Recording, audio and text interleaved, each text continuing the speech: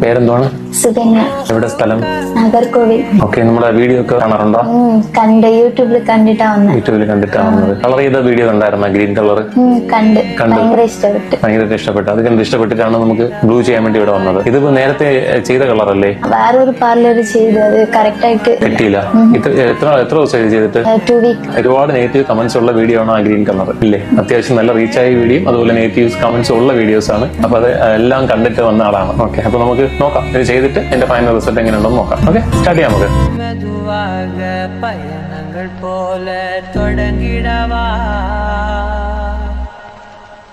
மனம் ஒரு கணம் கொதிக்கலனாக தவறுகளின் செதியன மாற தொலைவுகளை ഇഷ്ടപ്പെട്ടു. കളർ കിട്ടിയ? കിട്ടി.